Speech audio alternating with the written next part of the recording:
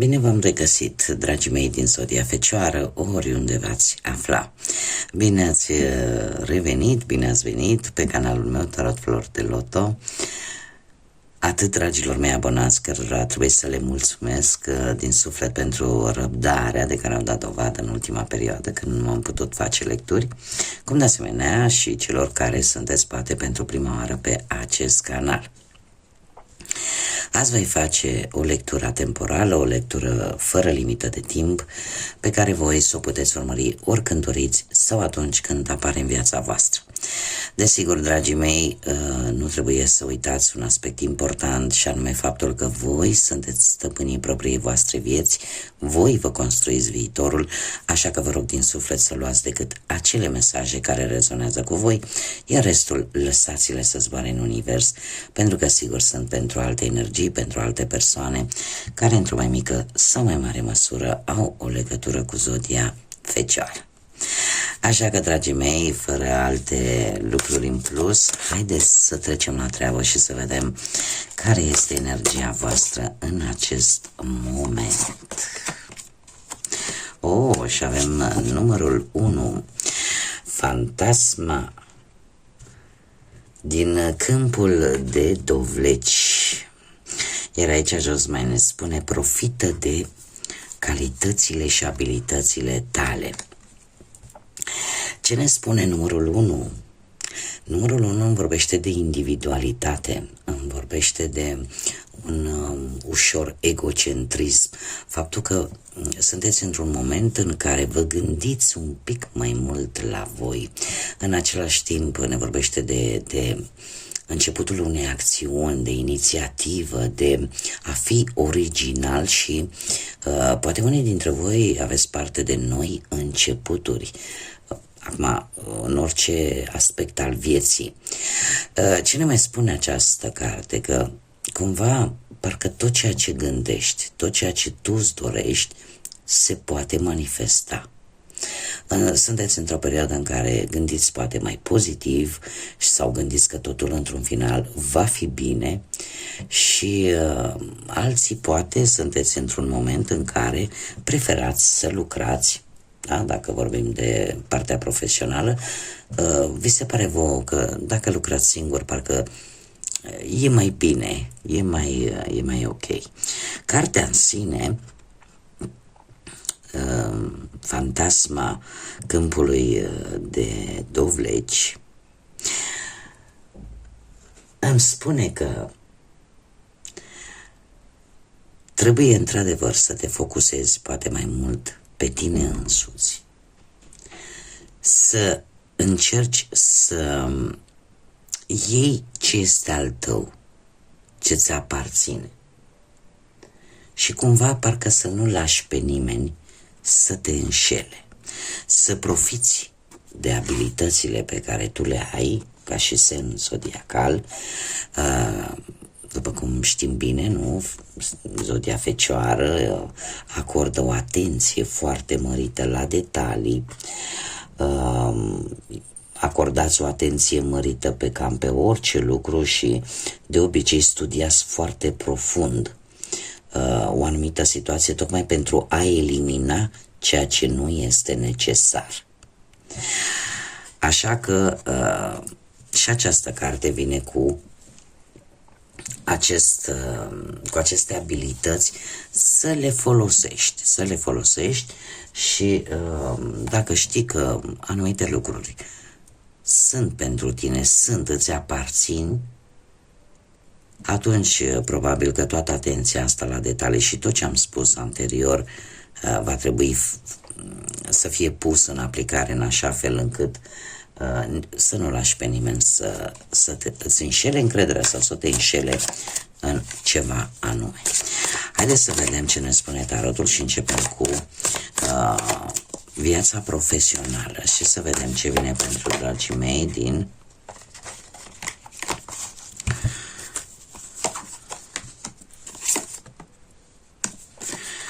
din Fecioară pe plan profesional.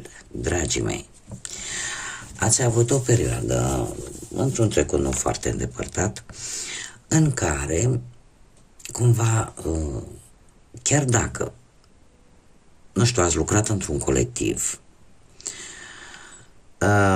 dar chiar dacă poate nu ați câștigat pe măsura muncii voastre, totuși atenția asta la detaliu v-a făcut să fiți valoroși acolo unde vă desfășurați voi activitatea, indiferent care este ea. Unii dintre voi e posibil să fie avut poate un anumit plan din punct de vedere al carierei profesionale, un plan pe care poate din păcate sau din fericire, cine știe, nu ați putut să-l realizați singurei. Da? A fost nevoie totuși de alte persoane sau de implicarea altor persoane. În prezent avem un paș de spade care îmi spune că totuși în acest moment posibil să fie avut așa mici conflicte, destul de ușoare, nimic grav, sau poate că unii dintre voi ați reușit să găsiți un job nou și încă sunteți în faza de documentare sau mai degrabă zis de documentație, în care trebuie să faceți anumite documente, anumite acte, da, chiar dacă poate vorbim de propria voastră afacere, poate vreți să vă deschideți propria voastră afacere. Ce pot eu să vă spun pentru următoarea perioadă, dragilor, pentru cei desigur care se vor regăsi în aceste mesaje? Avem judecata. Judecata care îmi spune că efortul tău într-un final și în următoarea perioadă în sfârșit va fi valorat la adevărata sa valoare și într-o manieră foarte pozitivă. Cred că singurul avertisment cu care vine totuși acest arcan major este acela: mare atenție la prejudecăți. Încercați totuși să nu intrați în acest cerc vicios al prejudecății, în a judeca poate prea dur anumite persoane sau anumite situații care sunt relaționate cu viața voastră profesională, pentru că alminteri lucrul ăsta poate altera conviețuirea la locul de muncă sau poate pur și simplu poate altera proiectul pe care voi vreți să-l puneți în aplicare. Și un aspect de asemenea important, chiar în prezent, în acest moment în care poate urmăriți această lectură, mare grijă. Da, chiar dacă poate sunt persoane care nu vă convin la locul de muncă, nu vă apucați să spuneți în stânga și în dreapta, pentru că, așa cum am mai spus, vine și cu un avertisment, ceea ce voi credeți că nu va ieși la lumină dacă, de exemplu, nu știu, criticați sau pur și simplu, e vorba de prejudecată, aceea de a vedea o persoană și a o judeca decât poate după aspect sau a o judeca în aparență, fără să știm prea multe despre respectiva persoană, da? Cam asta ar fi definiția prejudecății. Deci, mare grijă la acest aspect. Haideți să vedem pe plan financiar. Pe plan financiar, dragii mei, ați traversat o perioadă în care ați avut foarte multe responsabilități bănești. Ori poate că ați avut a trebuit să faceți față unor plăți destul de, cum să spun eu, care v-au cam doborât, așa, v-au cam cocoșat cu acest 10 de bâte. A fost așa o mică presiune pe finanțe sau poate anumite datorii, anumite cheltuieli care au trebuit puse la punct. În prezent, totuși, se pare că lucrurile s-au echilibrat. Nu știu dacă zodia Săgetător vă spune ceva pe planul ăsta financiar. Avem moderația care îmi spune că în acest moment cumva finanțele s-au echilibrat. Totuși, avem un 9 de spade. Într-un viitor apropiat ar trebui totuși să evitați jocurile de noroc, iar nu știu, apar anumite gânduri negative din punctul ăsta de vedere material, tot ceea ce ține de bănuți. Se pare că veți avea o așteptare destul de dificilă, poate așteptați un răspuns în rezolvarea unei situații bănești, sau poate pur și simplu există o anumită anxietate, există o anumită teamă vis-a-vis de o situație materială care vă va cam mânca nopțile. Totuși acest nouă de spade vine și cu o avertizare, un sfat, da? Și anume că toate aceste lucruri e posibil să vină dintr-o cauză externă. Toată această teamă, toată această angoasă, anxietate, insomnii, să aibă o cauză externă. Și trebuie să realizați că pentru a merge înainte și pentru a rezolva poate o anumită problemă financiară, trebuie să fiți sănătoși, atât din punct de vedere rațional, cât și mental, da? Cât și emoțional. Da? Să nu lăsați gândurile negative să vă bântuie. Haideți să vedem cu dragostea cum stați, dragilor. Cumva parcă se explică. În prima dată, pentru cei care sunteți într-o relație, dragii mei, se pare că nu de mult ați trecut printr-o pasă destul de proastă în relația voastră. Avem o 10 de spade care îmi spune că ați avut parte poate de o infidelitate, de o trădare, de anumite secrete sau poate chiar de o ruptură în relație. Poate ați fost decepționați de ceva foarte neașteptat care s-a întâmplat în relația voastră sentimentală sau poate ați descoperit că sunt anumite jocuri ascunse pe la spatele vostru și cumva ați traversat o perioadă destul de dureroasă din punctul ăsta de vedere sentimental. Treiul de bâte în acest moment, da, în prezent, îmi vorbește despre acel aspect în care unii dintre voi vă gândiți dacă nu cumva sunteți poate cu persoana greșită sau poate sunteți în locul greșit. Sunteți într-o așteptare posibil ori a unui răspuns, ori pur și simplu vă gândiți să părăsiți ori o anumită locație, ori pur și simplu să vă uitați către alte zări. Da, și cumva să ieșiți, poate că fiecare o mare limita sa și cumva se pare că voi parcă nu puteți trece deloc peste ce vi s-a întâmplat. 5 de spade vine cu, din păcate, cu dezacorduri și se pare că viitorul apropiat nu sună deloc bine pentru unii dintre voi care vă regăsiți. De ce? Pentru că e posibil să apară conflicte pe care să nu le puteți evita.